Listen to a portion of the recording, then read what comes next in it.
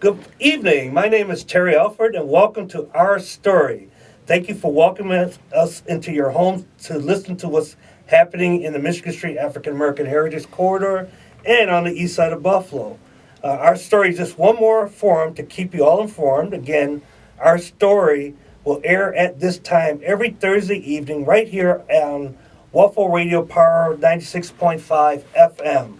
Our story will feature guests, unknown facts, treasure stories, and themes that provide insight into the historic Michigan Street African American Heritage Corridor. So, with that said, it's with great honor and pleasure that I introduce you two special guests with us tonight. Our special guests tonight are from the Underground Railroad Consortium of New York State. Sage Hamilton Hazarika, Corridor Coordinator, and Dannielle Lewis Jones, Consultant for the Corridor and Outreach Specialist, who are here to share exciting information about a proposed Harriet Tubman Underground Railroad, a 500-mile route that will traverse the state of New York. So welcome, Sage and Dannielle. Thank you, Terry, for having us. So happy to have you. So as we always do with our guests, we always ask our guests before we get into, informational sharing and announcements and things, a little bit about yourselves. We always like to hear stories of other folks. That's the whole purpose of Our Story. So let's start with Sage. Okay. Well, first off, thank you so much for having us on. It's an honor to be here in Buffalo with you, and especially given the mission and goals of the Michigan Street African American Heritage Corridor. It's great to be among leaders in the category, but also fellow company of people that care about our community history. So my name is Sage Hamilton Hazarika. I'm a corridor coordinator for the Underground Railroad Consortium of New York State. Prior to that, I was a freelancer with them, doing a little bit of digital media, branding, website, but even before that, I was a volunteer. So, thank you. I was a volunteer and came to know the Underground Railroad Consortium by way of the tourism world. I used to work in events and as a brand ambassador for a tourism brand. Happened to travel around New York State and the Northeast, especially in the summers, to different events, and was at the New York State Fair, walked into a small display, and it happened to be the Underground Railroad Consortium. And I met such caring and dedicated individuals that I had to figure out how to get involved. Mm-hmm. So I volunteered with them, followed them around to different monthly meetings in places like Peterborough, New York, and other places outside of Syracuse, Auburn, mm-hmm. And slowly kind of put together this map in my head of how deep this history really went. I'm downstate. I'm from Brooklyn, New York. Downstater, huh? Oh yeah, okay. Yeah. Born and raised. But this history is something that impacts the entire country. And even though I'm from New York originally, I was just talking about this with Dannielle. My parents aren't from New York State. Okay. They aren't. My dad's from India. And my mom is from California. Okay. So my background is African American and Indian. So on one side I'm first generation American. Uh-huh. On the other side I'm African American. And those histories being in other places outside of New York State is just interesting to kind of get a new picture of the place that I live, and especially learning about Underground Railroad history in the places that I grew up, mm-hmm. and seeing how it connects to the rest of the state is eye-opening for me, and that's kind of something that I'd like to spread to other people through the work that we do with the consortium. Right. Thank you for sharing, Steve. So how about you, Dannielle? What's your story? Well, thank you again for having us. My name is Dannielle Lewis Jones, and I actually hail from the beautiful chocolate city of Atlanta. So I bring a very different perspective than than Sage does. Obviously, he's downstate. I'm way down Right. south. So I started in tourism back in 2019. I ended up getting my master's in tourism administration from George Washington University. And there I noticed that there weren't really a lot of us in the tourism world. Yes. There are a lot of us that are travel agents and so forth, but in the overall industry, the bigger sector, there are not a lot of us. And so, fortunately and unfortunately, I was in grad school when the pandemic hit. And so, with the pandemic and so forth, as well as the awful thing that happened with George Floyd, the awful murder of George Floyd, there became a reckoning, really, in the industry as well, where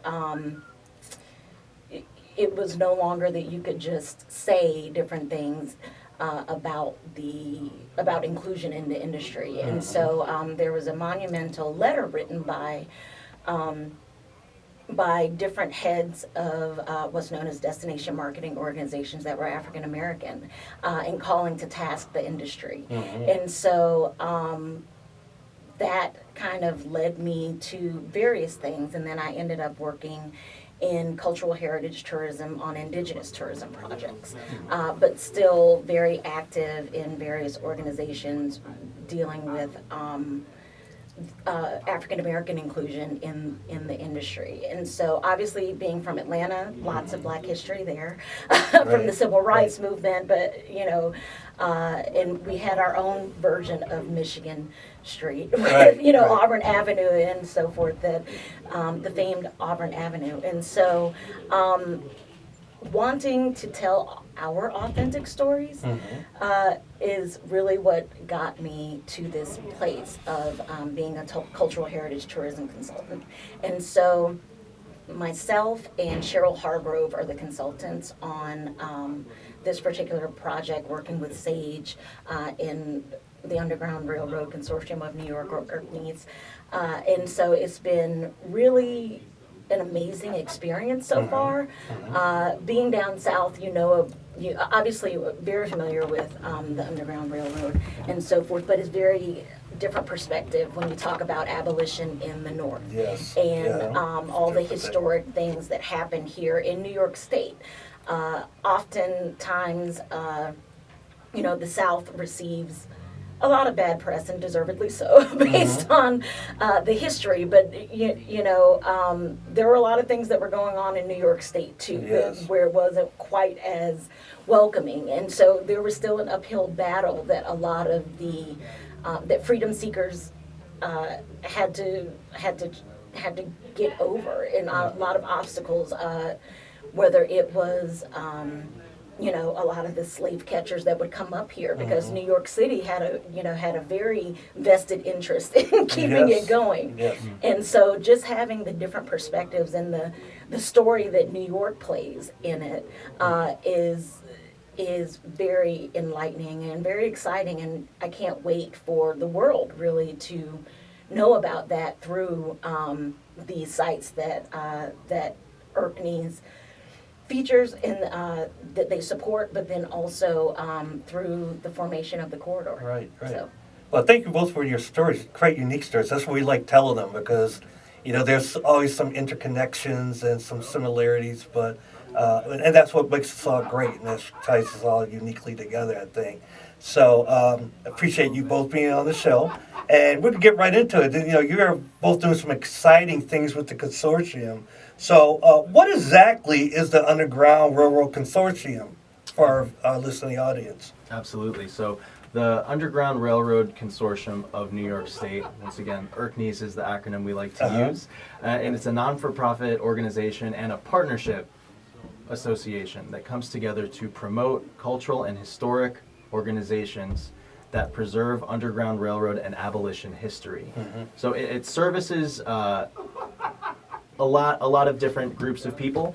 Anybody can become a member of the consortium and support the work, but the members that we call partners are the core group of the organization, and they're represented by the consortium. These are the historic sites that actually work to promote the abolition history. So a couple of examples of those could be the the Freedom Station Coalition Yes. at the Michigan Street Baptist Church, Yes. or the Niagara Falls Underground Railroad Heritage Center. Those are concrete sites, but very different kinds of organizations in how they work day to day, but they're all coming together to serve the same purpose. So the consortium came together independently as a place for professionals from these kinds of cultural institutions to kind of meet up, compare notes, and say, hey, if no one else is paying attention, we're going to see how we can pool our resources and figure out different programs and different new ways of marketing our efforts. So those meetings led to programs that we are working on today, like developing a Harriet Tubman Heritage Corridor, or other initiatives like recognizing the bicentennial of abolition in New York State, which is set to occur in 2027. So that's 200 years of the abolition of slavery in New York, but also we're looking at things like how complicated that was and who actually was free during that date. So funding is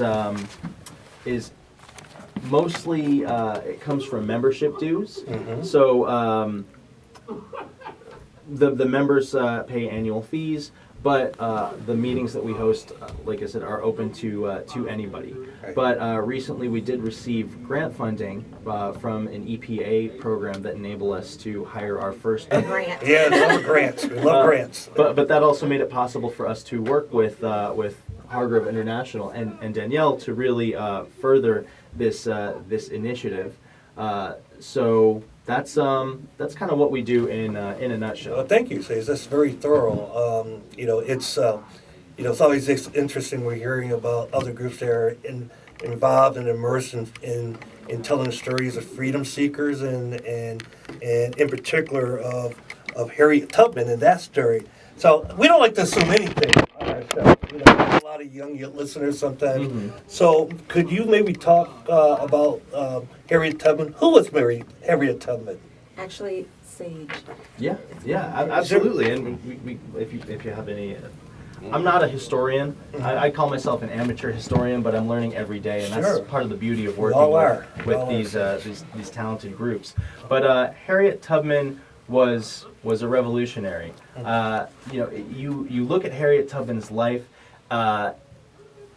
and going from before slavery was abolished through the Civil War and then after into Reconstruction times.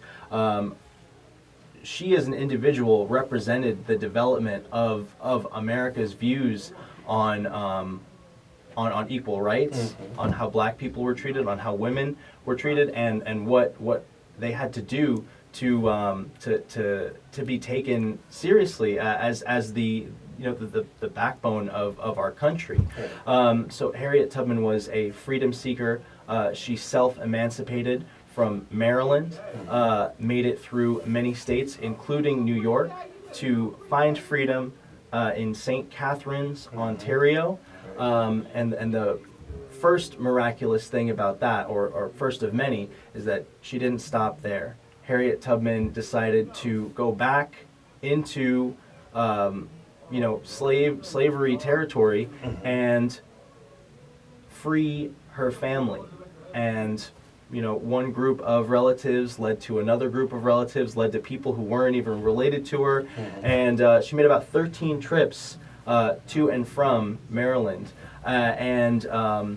After that phase of her freedom-seeking struggle, she became an abolitionist, and she was able to work with individuals like Frederick Douglass, John Brown, Garrett Smith, other people that we hear so much about the history of in New York State.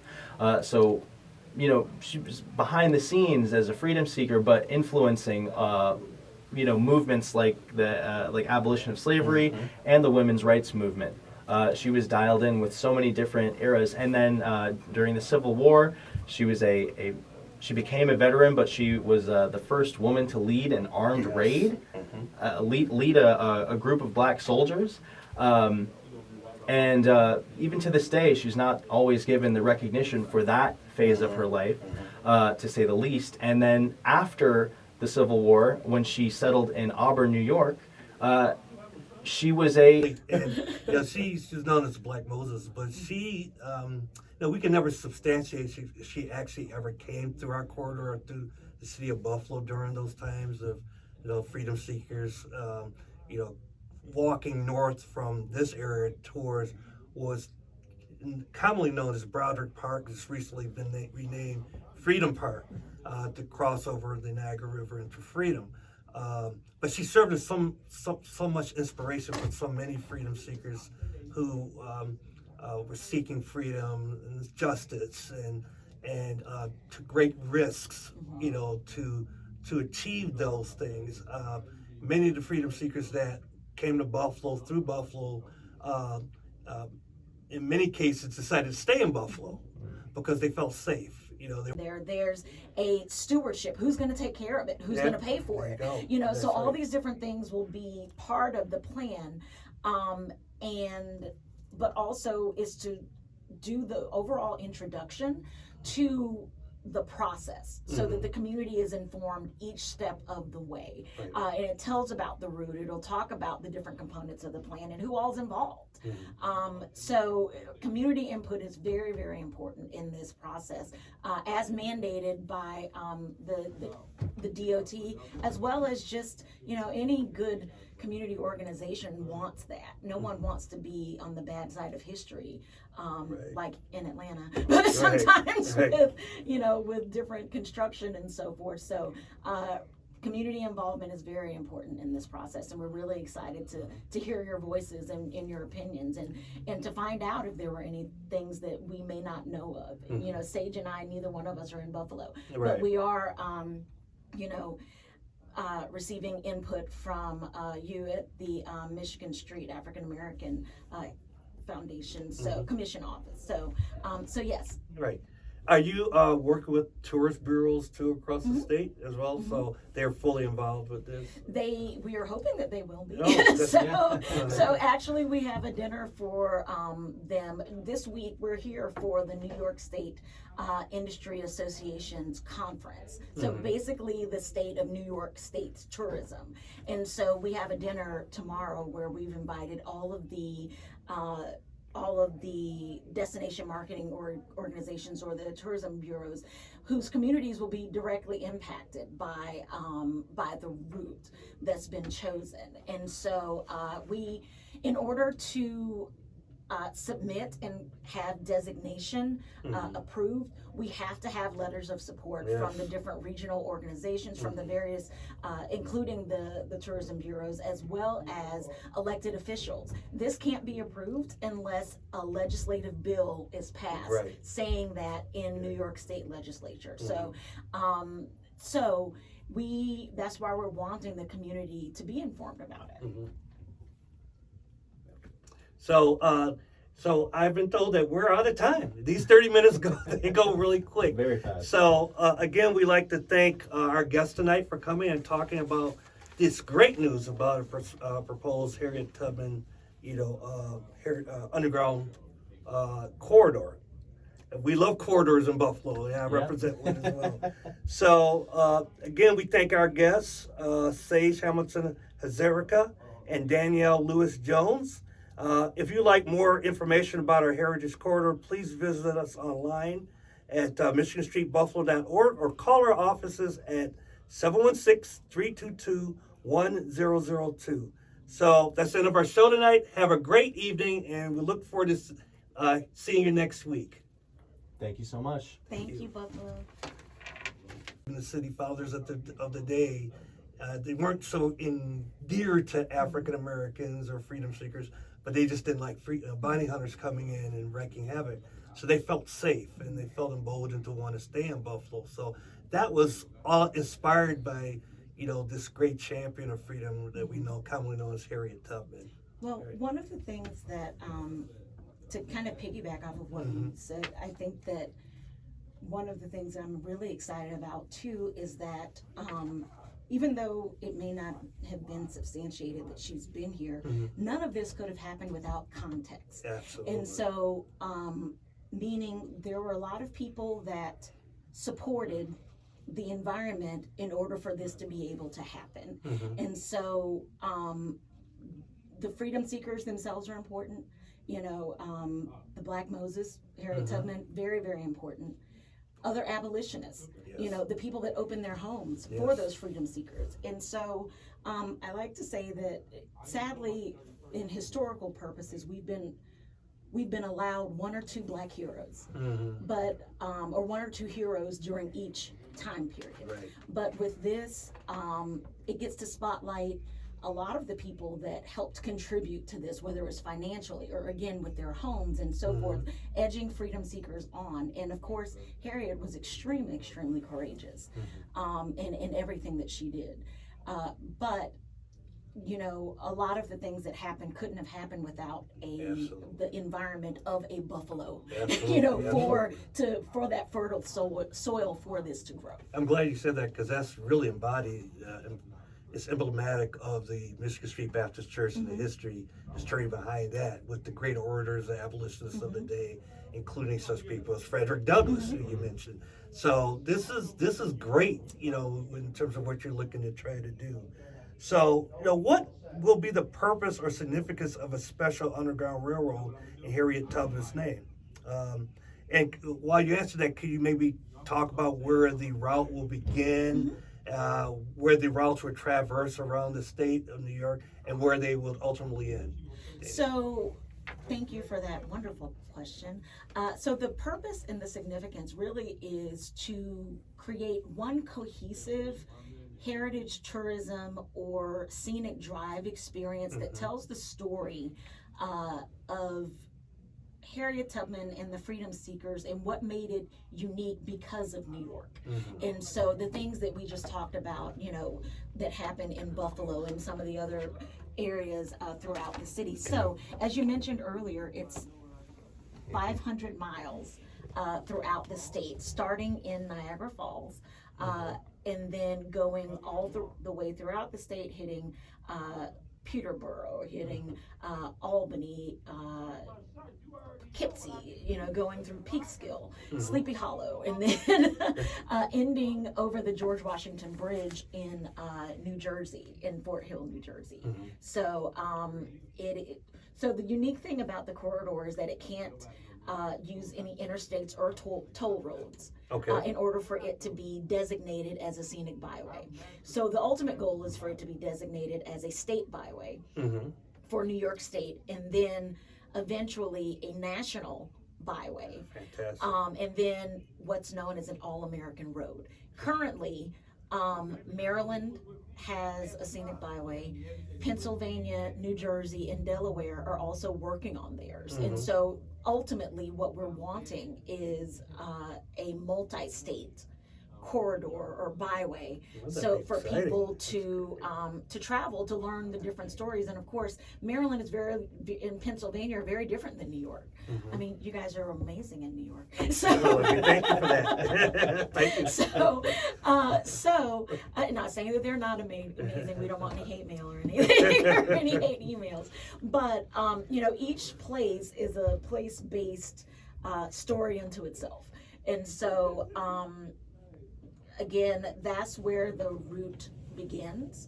And eventually we're hoping to connect it to St. Catharines. But of course we have to get Canada's approval for that. So, well, this is a great start. Yeah, so this is an amazing start. So it's, again, 500 miles and touching through, I believe, 19 or 21 communities. So when you talk about families going out and learning about your heritage and driving along a pathway that's named after an African American woman at that, that's really just exciting. You know, when you think about the possibilities and potential of sharing stories and expanding on our history and heritage, right? So that's fantastic news. Again, our guests tonight, as we start closing up, are from the Underground Railroad Consortium of New York State, Sage Hamilton Hazarika. Sorry, I messed that up. No worries. No, that was and and Dannielle Lewis-Jones. So again, they're here to talk about exciting news, the Harriet Tubman Underground Railroad. So how are you involving the community to discuss and present, I understand you have a management plan. How are you involving the community in getting the plan and getting input about the plan? Well, we're currently working on the plan, and one huge portion of the plan is getting community input. So we would like to invite all of your listeners out to the meeting that we're having on Saturday, April 20th from 11 to 12:30 at the Michigan Street African American Heritage Corridor Commission office at 136 Broadway Street. Mm-hmm. So please come out. We will have light refreshments, but we really would like your input and what you would like to see. It's a great time to have your voice heard. Mm-hmm. And so as part of the designation, we really want the community's input. Right. So I would reiterate that just for our listening audience. Again, there's going to be a formal presentation with facilitated discussions regarding the management plan that addresses the new at least the proposed Harriet Tubman Underground Railroad. That's happening this Saturday, April the 20th, from 11 a.m. to 12:30, right at our Heritage Corridor Commission headquarters or offices at 136 Broadway. For those of you who may not know where that is, that's directly across the street from Waffle Radio and the Colored Musicians Club, near the corner of Michigan and Broadway. There is parking there, free parking, large parking lot, so don't worry about parking. We just want as many people to come as possible. Are you doing these presentations elsewhere as well? Yes, we are. We are doing them in Lockport, Niagara Falls, and then also in Rochester this week. Mm-hmm. And then later on in May, we will have additional ones. Since it is 500 miles, New York is a big state. We have to span, Right. So we want as much input as possible. And may I ask, because we have some time, what type of input are you looking for from the community?